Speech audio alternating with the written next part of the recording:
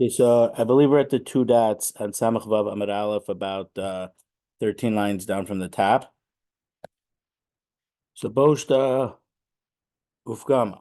So if the woman the wife got injured, the Boshus Ufgam, her embarrassment and her devaluation, meaning let's say an extreme example, let's say her arm got cut off. So the Pgam would be how much was she worth?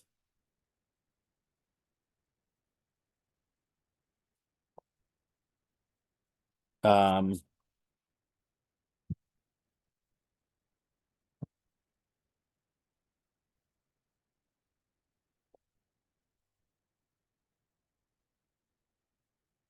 with an arm with two full working arms and one without. So what's her devaluation? Uh so the Mishnah said that so the Tanakama said that the Boshas of Gam go to hers completely. Rabbi Yehuda ben Beseira says if it's a concealed injury, she gets 2/3 of the payment and he gets 1/3. And if it's an something that's apparent from the outside, he gets 2/3 of the Boshas of Gam and she gets 1/3. So Maskifla Rav Nachman Bar Rav Chanan Rabbi Baruch Hanan asked, according to this, if you embarrass someone's horse, you would have to pay boshes to the horse. So at this point, the Gemara is assuming that if she got injured, so part of the 5 things that she gets paid, one of them is boshes for being embarrassed. He could get paid for her being embarrassed. This is here. This is shul.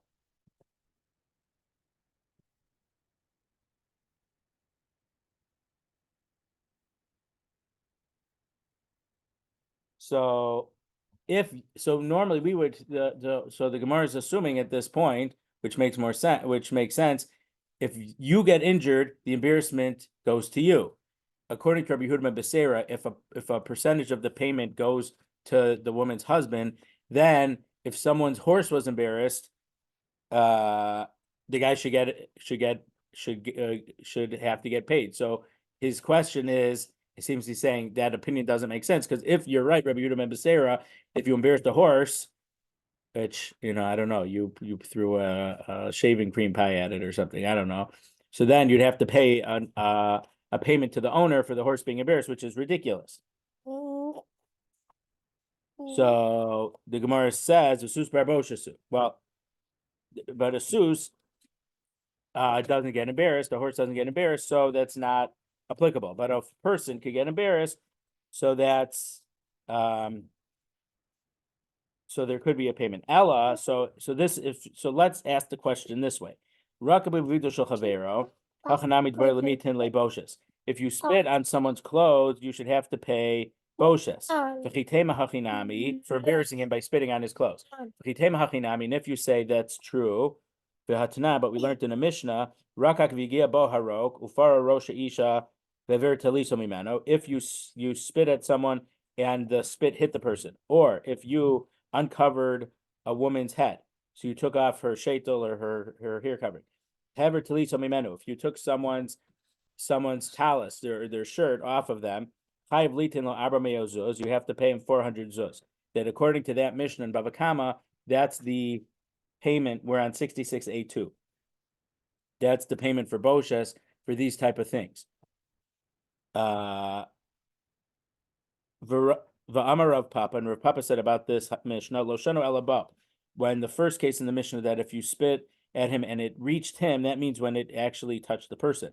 But if you only spit at a person and it hit his clothes, but it didn't hit him on his skin or whatever, pater, you don't have to pay boshes. So if you spit at someone and it hits their clothes, the clothes are getting embarrassed, and you should have to pay boshes for the clothes, but we see that you don't pay boshes for the clothes. So the question is just saying you could only pay boshes. It only makes sense. Please keep those there. It only makes sense to pay boshes when a person is the victim of an attack. So just like even if his clothes, if it hits his clothes, it's not considered hitting him boshas. How come the husband would get part of the boshas payment if his wife got injured or attacked? I was thinking, you certainly, if your wife is embarrassed, you get embarrassed. No. Yeah, No. or if your child or something, right? No. Right, the Gemara's we have something, two lines down about this, yeah. I was thinking not a horse, but a dog. If somebody, disciplines, your dog, you're not really embarrassed, although I know people that are, that's why I was laughing. I know people that would get offended, okay, and, here it says not throw a tie, but actually strike a horse. Right, because the halacha is boshas is one of the things about Yeah, when you injure someone. yeah. So if you injure the horse, so besides for paying for the injury of the horse, you should also have to pay boshas for the horse, Right, which is kind of ridiculous. yeah. Right, so, but the point is that, so the Gemara says, Bevigdo leis zelusa. So the Gemara answers that if a person's clothes got spit on, he's not being embarrassed by it. But ishto isle zilusa. But if someone's wife got injured, so there's an attack there's busha, there's a humiliation from his wife being attacked, and therefore he gets a portion. Amarli Ravina Ravashi, Ravina asked Ravashi, Lamayata, Biesh Ani Ben Tovim, the Isle Zelusa Lchuli B'nei Mishpacha, Hachinami Dvar Lamitin Laboshas Chol B'nei Mishpacha. According to this, if you have an ani, so it says an ani as a poor person from a good family, then if something happens to that person, you should have to pay. Yeah, trying to go to her. I got lollipop. I got lollipop. So you'd have to pay busha to the entire family if something happened to that person. Here, right here, Hamda, there's not room on the other side. Oi, oi, oi.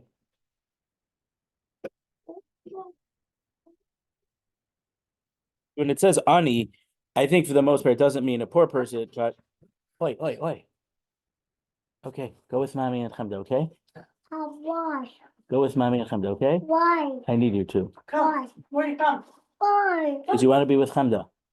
Yeah, we're good. Why can't we play with lollipop? I want it. Come on. Sorry. So it says the word ani, but I think it means what was her name? Rosemary Kennedy. Rosemary Kennedy had what we call it today intellectually disabled, so she couldn't make good decisions. So they made a decision and they gave her lobotomy, which is not necessarily a good decision. But the point is, if there's someone from a good family, but they can't, make good decisions and they're going to do stuff that's going to be embarrassing to the family or whatever, things like that. So I think in this case, ani is more of a case, not literally poor, but if something happens to that person, it's embarrassment to the whole family. So a good family like that, they would the family has to guard that susceptible person from people who would beat on them. Tosos says, but if it's a rich person, Ben Tovim, so Tosos does seem to say that it's ani versus usher, poor versus rich. The rich member of the family can protect himself, or it's not embarrassing to the family when something happens to them because they're supposed to be able to take care of themselves. So Ravina is saying, according to that answer, it doesn't necessarily just seem to be a husband and a wife. There are cases where something happened to someone and it's a bad and it would embarrass the entire family. So Amarle, Ravashi says, Hasam lav gufayu hacha ishta gufai. The difference is that if that one person from the family would get embarrassed, the family might be embarrassed, but nothing happened to the body of the family. What we're saying here is that a wife, but the last line here, ishto gufa heva. The woman is like his body. So if something happens to his wife, it's as if something happens to him, to his actual body. It's not like spitting on his clothes. It would be, spitting on him. Not necessarily. I'm just using that example because the Gemara said that. But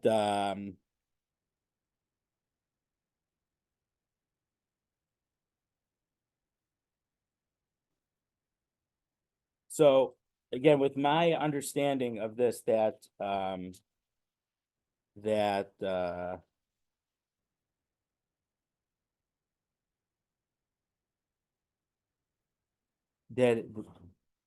so that it's, let's say, someone who's, let's say, intellectually disabled, so they don't know how to get out of the way of something or this or that, or they don't know how to speak properly, so they'll say something and someone will hit them for it, something like. So it comes up to, I think, a machlokas, that the question is there tsar b'alechaim for people? So the Rashba in Tshuva 252 and 257 says that if the animal is overburdened, you have to unload the animal. That's a mitzvah. To unload it and then load it in a good way. But if a person overloaded himself, a person has seichel. So if they chose to do it, there's no mitzvah. You might have to help the person because of a chesed or whatever, but it's not tzar b'alechaim if you don't help the person. Whereas there's a chavos yair, I think it's, let me find out. The chavos yair is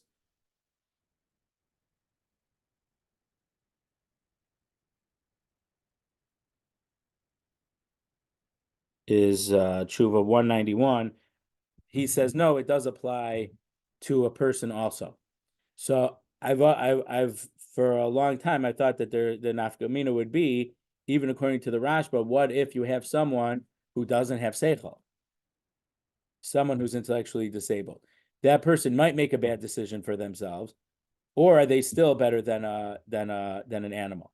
So would you have to treat a person like that in a way that if there's a regular person with seichel, it's not tzar b'alechaim for you to ignore them. But if someone like that is doing something wrong, you would have to. There might be an element of tzar b'alechaim when the person doesn't have seichel. That's just a question I've had for years. I don't have the answer, but there's certainly Ramosha mentioned at the Hesped for Avaron that there was once a boy. It was a similar case like this, a special needs boy. Somehow he got out of his house on Shabbos morning and was just wandering outside, and Rav saw him, but he knew who and that it happens to be that person would qualify for an Ani Ben Tovim. And so Rav took him back to his house and played with him till the family woke up, and he was late to shul to minyan at the yeshiva because of it. But he knew that was the best thing for the kid, that the kid needed to be supervised. So he supervised it himself.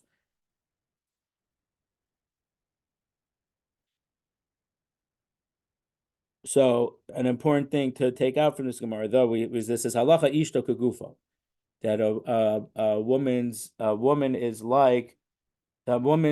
body is like her husband's body. So if something happens to her, it's also as if it happens to him.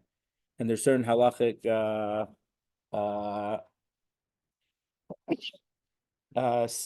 cases like this, that because of that fact, he can get, according to Rabbi Yehuda ben Basir, a certain percentage or portion of a boshes payment to her, even though you never get boshes for something that happens to someone else. It's only to something that happens to your person, not even to your clothes.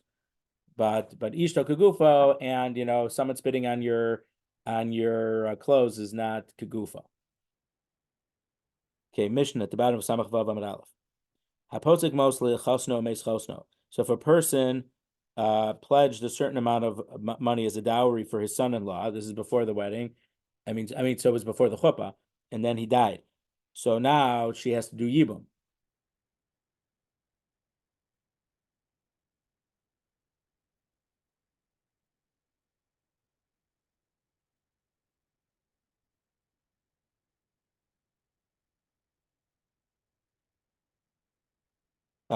So now she needs yibum.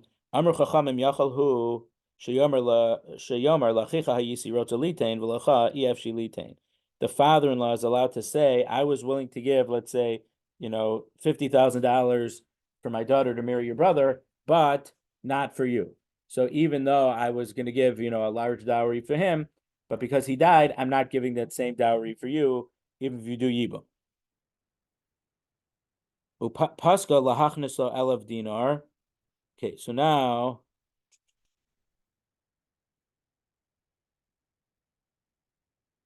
if the father-in-law said he was going to give him 1,000 dinar as a dowry, who posted connecting chameshes reimana.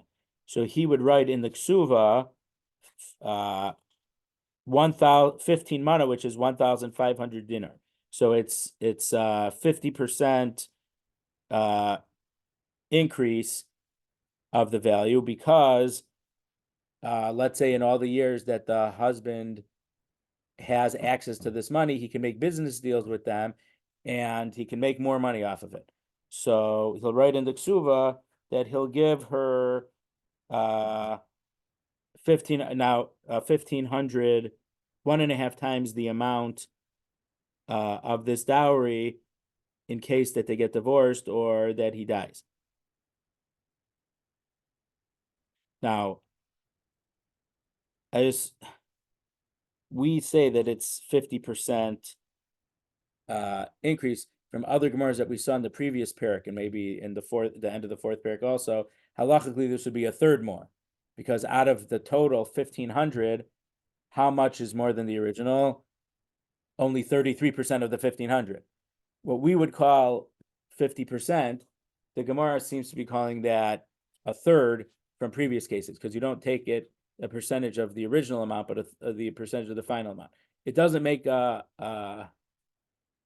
well, we'll see. We'll see the Gemara, because the Gemara will give an example of a smaller case also, a smaller amount of money.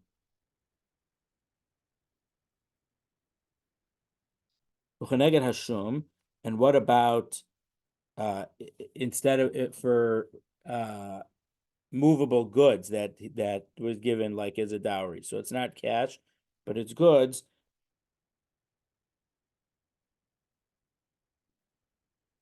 Who posek poches chomesh. So if it was evaluated, so in the ksuba they write a fifth less. So let's say it was $10,000 of movable stuff. He'll write, what did I just say, $10,000. So he'll write $8,000 in the ksuva, 20% less, because unlike cash, which you could use to do other business deals, this stuff is gonna get worn out and it's not gonna be worth as much as it was worth as when it was new at the time of the wedding. Shumbamana v'shavamana. So if they evaluated that it was worth, they appraised it that it was worth $1,000 v'shavamana, and it was worth 1,000, ein lo elamana.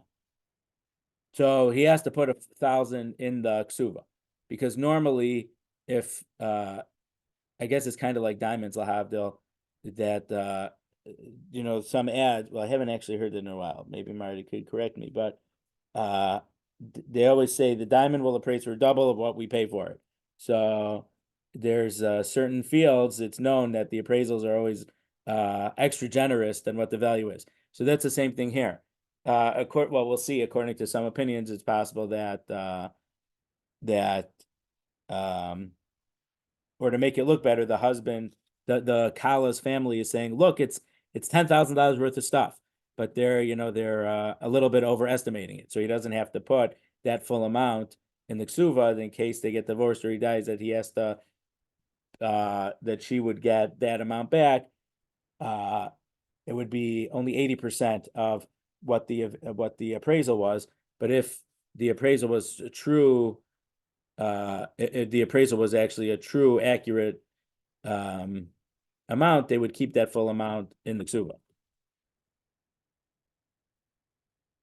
Shumbamana v'hino sana shumbamana, if it was appraised as $1,000, hino sana shloshim ve'echad sell of a dinar. So here we're talking about. So we're going between two monetary systems, between a mana and a dinar. So one dinar would be worth 25. Excuse me, one mana would be worth 25.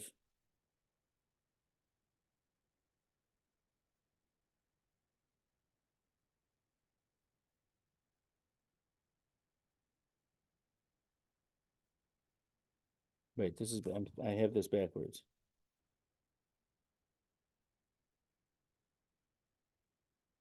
Oh, right. So they said we're giving you stuff that's appraised for one mana or 25, let's say $2,500. The Callas family has to actually do stuff that's worth 31,000 and a half or and a quarter. So meaning that because the 2,500, I'm just made it into, instead of 25 and 31 and a quarter, 2,500 and 31,250, but 2,500, 2,500, 3,125 is because, again, if the appraisal was 20% lower, so they have to cover the amount to actually make it worth what it was written in the ksuba. Because what we just said in the first half is that if they estimated it as 10,000, you write 80%. Here, if they already wrote in the ksuba that he's going to give her, 25 back, she has to give more than that, so that the 80% of that amount, so you have to do 25% more, so that 20% of that, 80% of that would be the amount that's written in the ksuva. Uva arba meos, and if they said it was worth 400 dinar, hino senes chamesh meos, she has to give him goods that are worth 500. Ma shechasan pose kupochis chamesh. But if the chasan would write it down,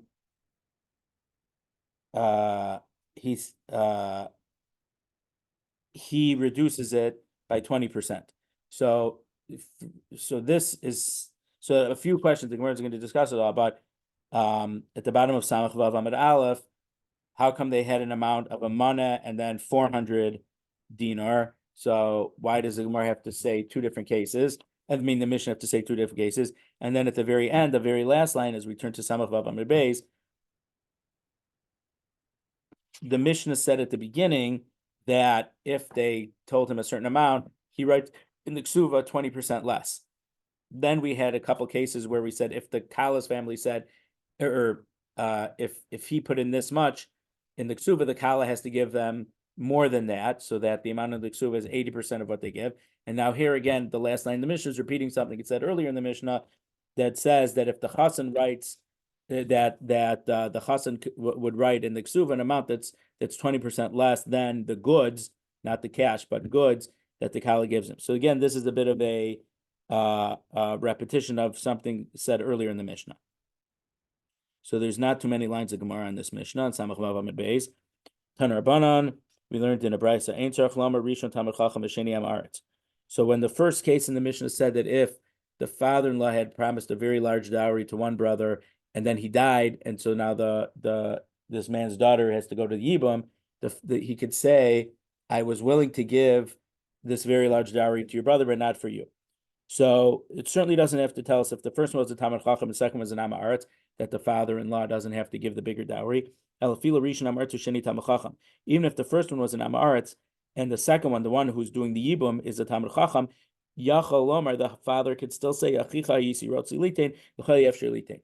for you, I would have, for your brother, I would have given that big amount, but for you, I don't want.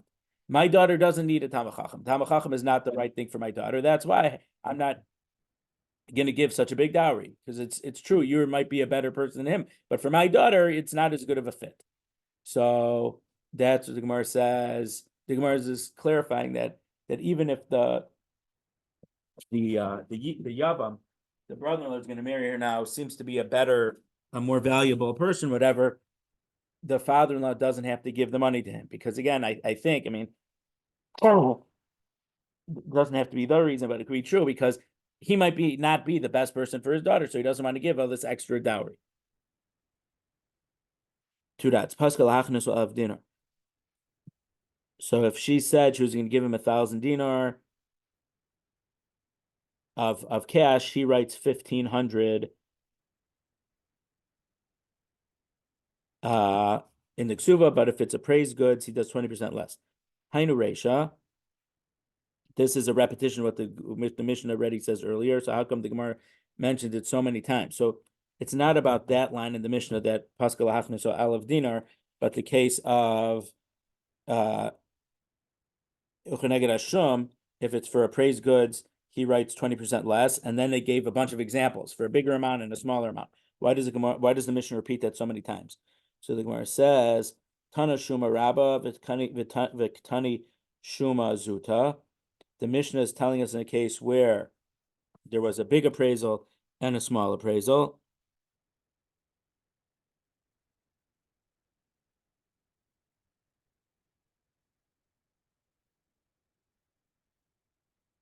Rashi says that they would give an inflated appraisal, or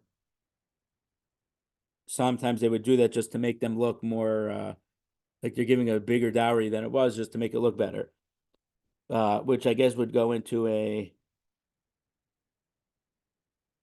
different question, which is beyond the scope of what we're going to talk about now, is what would be the halachic,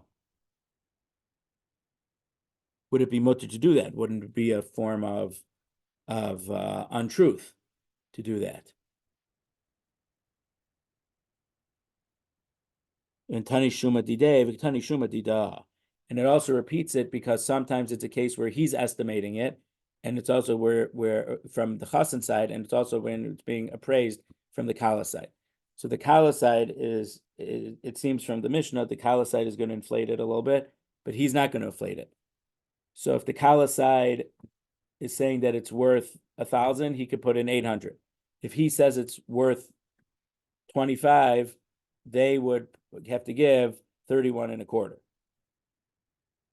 So these different part, if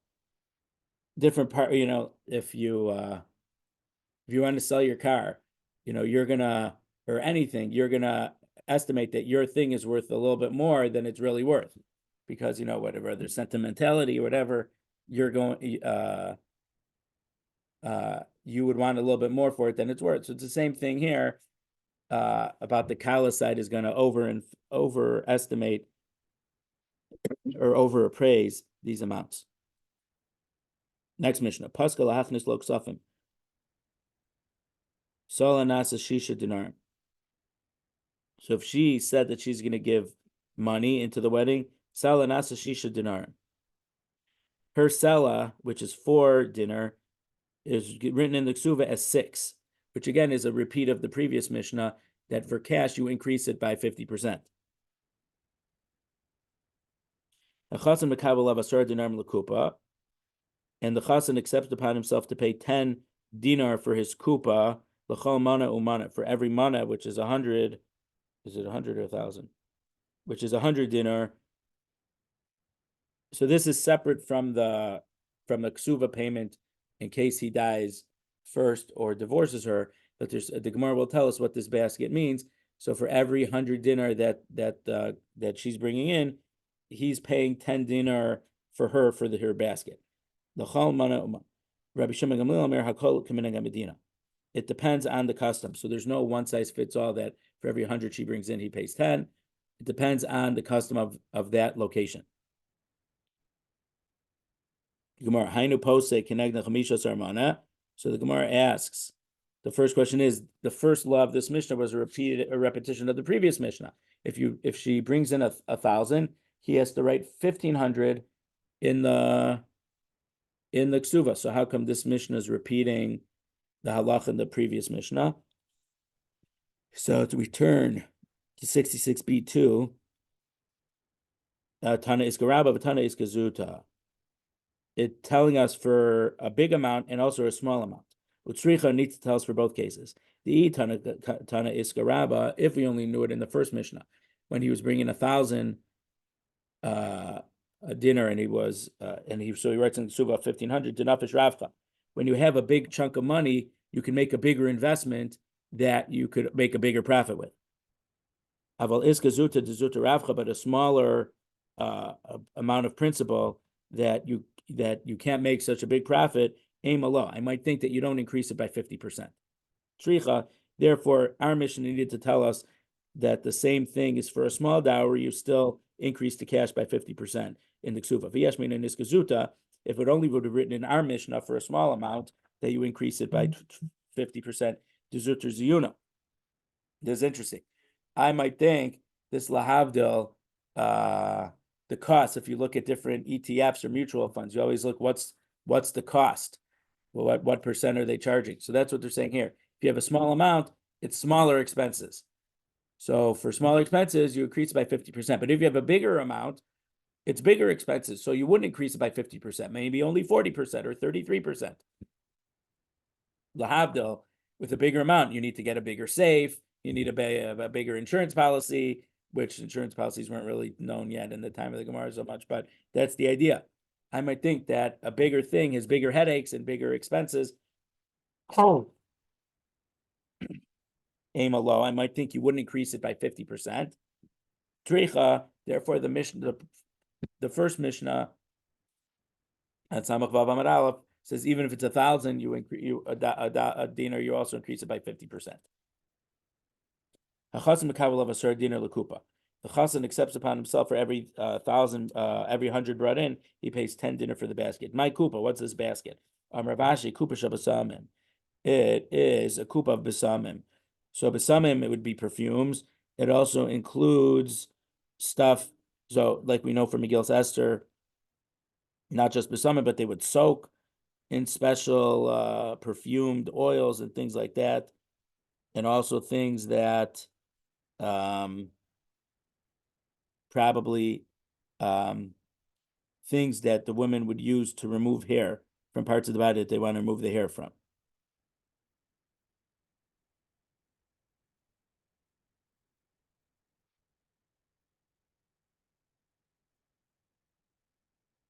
Ravashi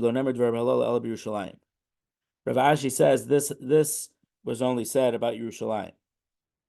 So it seems that the amount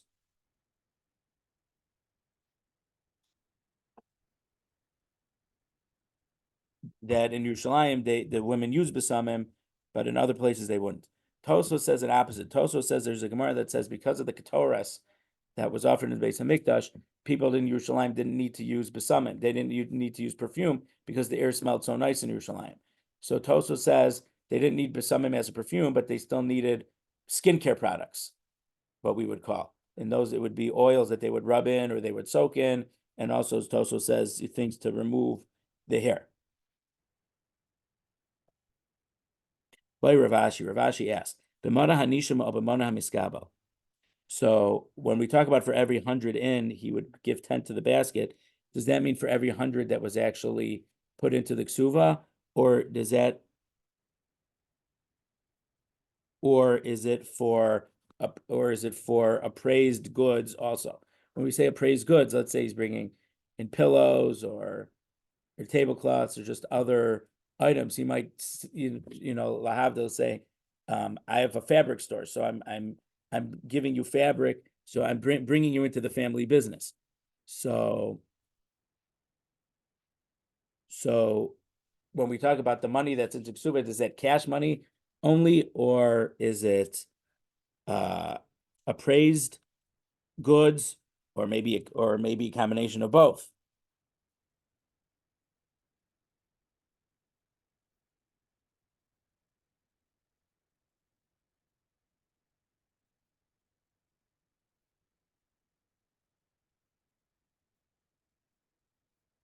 Rashi says a little different.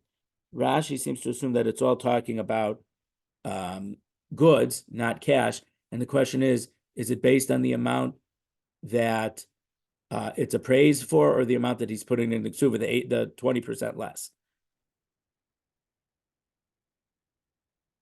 If it's for the actual amount that was received, Yom Rishon o kol yom v'yom. Does a husband have to pay just for one day for this basket, or every day? The imtim salomar kol yom v'yom, and if he has to pay it every day, Shabbos Yishana o kol Shabbos v'Shabbos. Is it the first week of marriage, or does he have to pay it for every week of marriage? Imtim salomar kol Shabbos v'Shabbos, and if he has to pay it for the whole week, Chodesh Rishon or kol Chodesh v'Chodesh. Does he have to pay it just in the first months of marriage, or every month that they're married? Imtim salomar chodesh v'chodesh, and if it's that he has to pay every month, shana rishona or kol shana v'shana. Is it just for the first year of marriage, or for every year that they're married? Teku, and so we don't have an answer for that question of how much they actually have to pay for this kupa, these perfumes and stuff. Okay, 2 dots.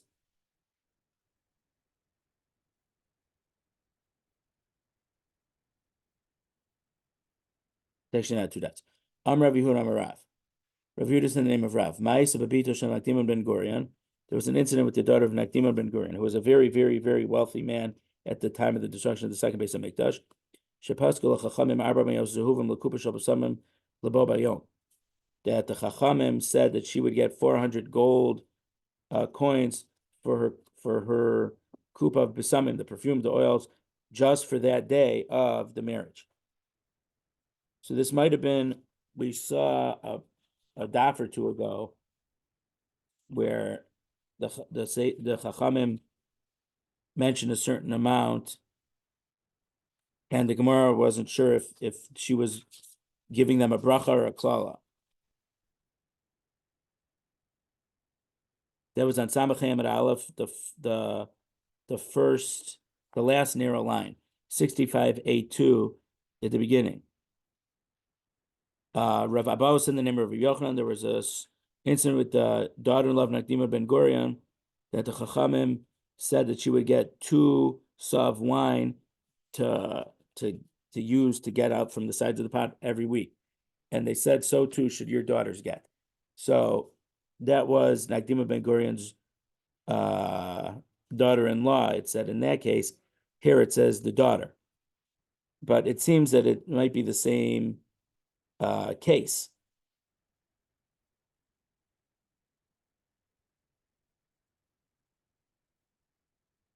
I mean, this says daughter and that's a daughter-in-law. It seems 2 different things, but both cases seem to be with Yibam, so maybe it wasn't 2 different cases. Amr Laham, she said to the Chachamim, Kach tivshku livnosechem, v'nachra ame. So too should your daughters get, and on this they answered ame.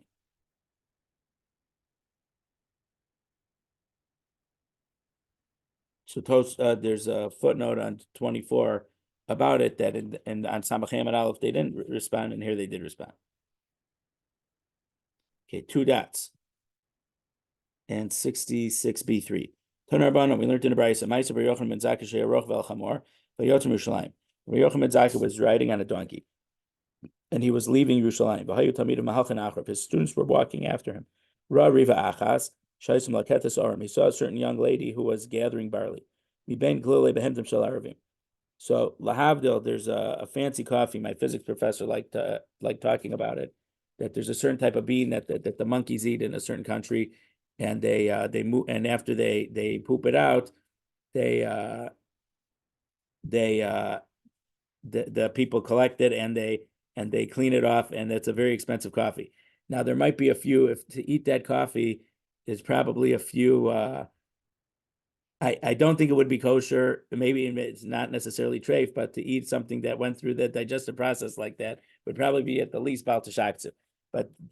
But in the time here, because Rabbi Yochanan ben Zakkai lived through the Chorban, it was so bad. She was trying to find barley kernels in the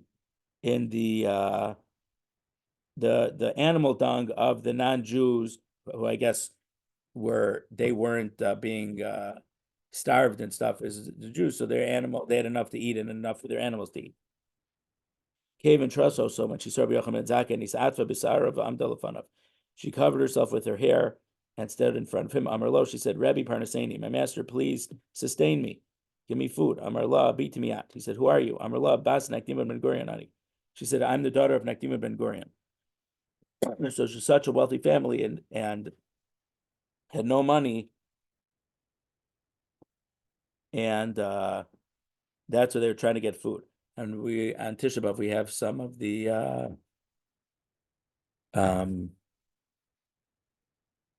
keynotes of like this.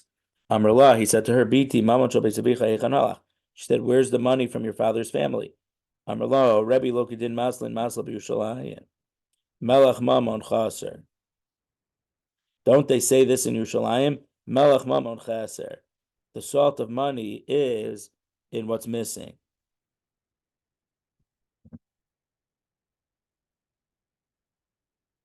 So Rashi says,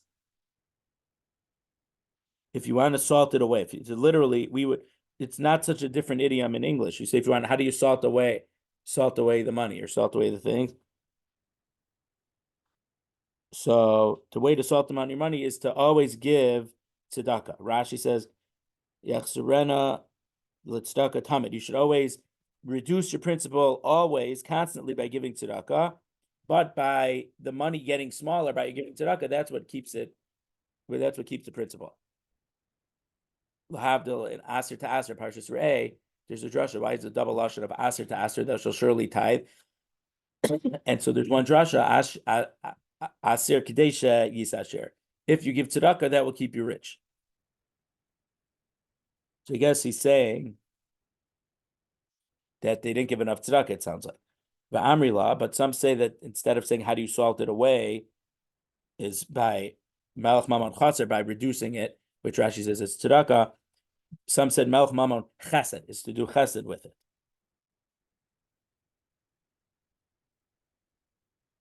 Which I don't know if it makes any big deal. Rashi says that my father's house, they did not give enough tzedakah properly, and therefore we ran out of money. So Rabbi Yochanan ben Zakkai said, what about the money from your father-in-law? Amrlo, Bazev Ibid Azeh. This one came and lost out the other one. Meaning that just like her father, the monies were together. So when her father lost the money, her father-in-law also lost his money. Amrullah, she said to him, Rabbi Zachoratak Shechasamta Ksubasi. Do you remember when you signed my ksuva? Amrulahem L'Talmidav, he said to his students, Zachorni Kishachasamta Ksuvasa Shalzu. I remember when I signed on this person's ksuva, Vayisi Korba Elef Alafim Dinari Zami Beisavia. I was reading that there's thousands upon thousands of golden dinar, and 1,000 is a million. Chutz Mishal Chamia. And that was besides from what her father-in-law was promising. So Rashi says that's the Tosefes Ksuva. Bach Rabbi Yochanan Zakkai, Amar Rabbi Yochanan ben Zakkai cried, and he said, Ashrechem Yisrael, praiseworthy are you, Yisrael, Bisman She'osrim Shton Shel Makom, Ein Kol Uma V'Lashon Sheletzes Behem. When you do the will of Hashem, no nation or tongue is able to take control over you. But you don't follow the will of HaKadosh Baruch Hu, Hashem will even put you into a very low nation.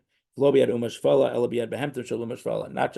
to a low nation, but even to the animal of a low nation. That she was trying to use the animals of these wandering people to try to get a little bit of food.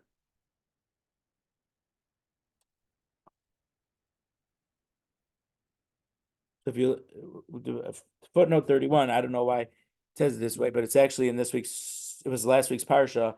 There's a famous Ramban that at the end of last week's parsha it said that the land, if you don't follow these mitzvos, the land will spit you out. So the very, very famous Ramban based on Kabbalah that every nation and every piece of land in the world is under control of a certain star or constellation, but Eretz Yisrael is directly under HaKadosh Baruch Hu. So therefore, if we sin in Eretz Yisrael can't tolerate the sin. If it's according to what the Ramban says, if it's going to be under the control of a star or constellation, it can withstand a certain amount of sinning. But Eretz Yisrael, being directly under HaKadosh Baruch Hu, isn't capable of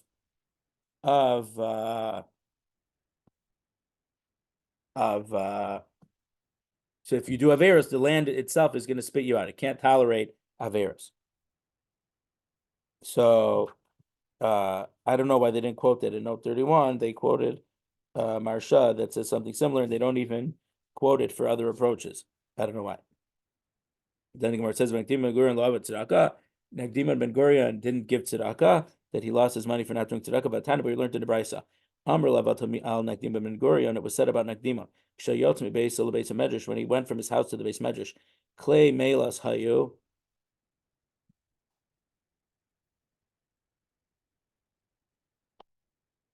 Matzian Tachtav. Uvainanium Kapan Osami Achora. He would have very fancy wooden garments. Basically, it's talking about the red carpet. But we would say they would roll out the red carpet for him. They would put these things for him to walk on, and the poor people would fold it up behind him, and they would get to keep it. I mean, it wasn't what we would call the red carpet. He had fine garments, and when he walked past it, he would let the other people keep those garments. So that seems to be that he gave a tremendous amount of tzedakah. So why did his money get lost? Why did he lose his money? So Ibay Seima, one reason is the photo David. He did it not as an act of tzedakah, but he did it out of his own honor. That he's so rich he doesn't need it anymore. He didn't do it to give tzedakah. Ibay Seima, I mean, it was tzedakah, but it was a low level of tzedakah. Ibay Seima, or he could say Kidaboy Leila Mevad Le'avad. He didn't do as much as he should have done. People say Lapum Gamla Shichna. According to the camel, is the load. So let's say Mr. X gives $1 million of tzedakah a year.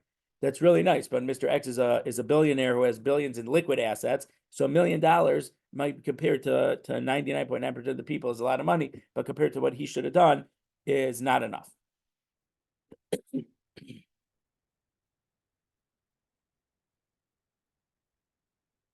But I mentioned before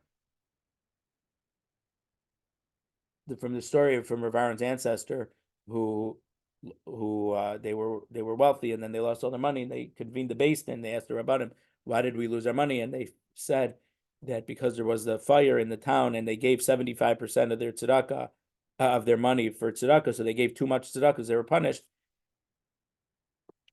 If that's true, then according to this, even someone who's super wealthy, they shouldn't give more than 20%, but the amount that he gave was not the proper percentage. And we know that 10%, it's a machlokas Rabbeinu Yerucham, and I think the Rambam Parsha Mishnah. For whatever reason, we know the Rabbeinu Yerucham of 10%, but the Rambam in Peah, it's important to mention it because in this week's Parshas Kedoshim, it talks about Peah, the corner of the field.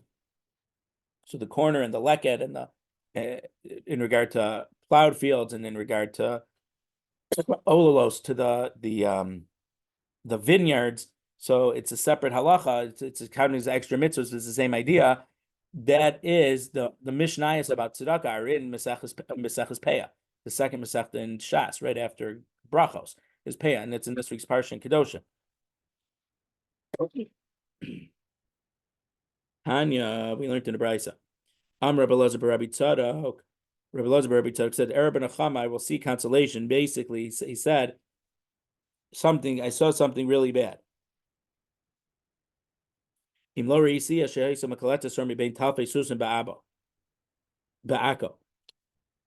he saw that her daughter, that his daughter, that Nagdim Agurn's daughter was trying to get barley from between the hooves of horses in Akko. When I saw that, I read the following pasuk: from Shir Shir. If you do not know, O beautiful of women, go into the footsteps of the sheep, and let your herd graze over there. Don't say your gedim, your chad gadya, your kid, the goats, the young goats, ela geviosecha, your bodies. that she herself had to go in the footsteps of the horses to try to find some food. Instead of the Shir Shirim talking about where to be a shepherd, she had to do it to find food for herself. Amar Rav Shemen bar Abba, Am Rabbi Yochanan, Rav Shemen bar Abba said to Rabbi Yochanan, if she brought gold into the dowry, so it's machlokas, Rashi and Tosos. According to Rashi, it's not coins. I guess it's called bullion, chunks of gold. And Tosfos brings the Rach, who says we're talking about jewelry or rings, things that were made out of gold. So according to Rashi, it's less use. I mean, you can melt it down and do stuff with it, but according to the Rach, the Tosfos mentions it's already something. So how do we evaluate it? Shamanoso Varehu Kushvay. If we appraise it and we put the exact amount of the appraisal in the Kesuvos. So we don't do 50% more, we don't do 20% less. That's something which is exactly as it is. Now nowadays we know that with futures that we could say gold is worth this much. In those days, it wasn't as convertible to a fixed amount. That's the question against this. Hazav hareoke kelim, gold is treated like vessels. My life de doesn't it mean like silver things which go down in value?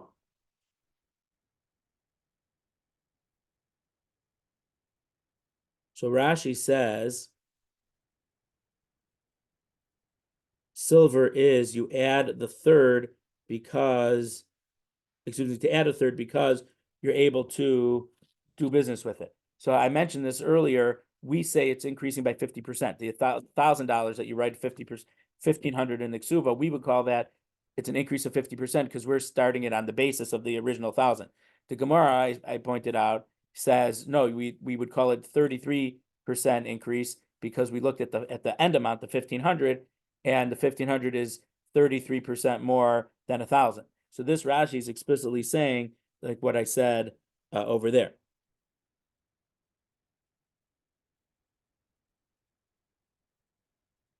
So lo, kekalim shel zav de lo paschi. No, so when we said zahav, gold, is treated like kalim, it doesn't mean silver kalim, but it means gold that does not go down in value.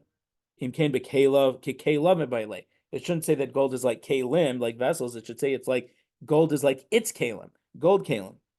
But otan, and furthermore, we learned in the Brisa, zav harei kekalim. Gold is like vessels. Dinrei zav harei kiksafim. Golden coins are like silver, are like money. Rabbi Shimon Gamliel Omer, b'makom shenagu shalol lepartan. If it's a place where you don't exchange them, meaning, let's say if I have $100 bill, I could go and break it into 20s, into 10s, into 5s, into singles.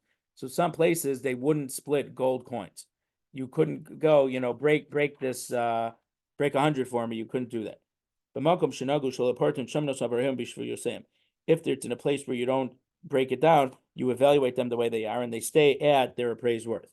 So we're out of time here because it's already time for mincha. So we'll have to go through this question again and answer next week, Amir Tzashem.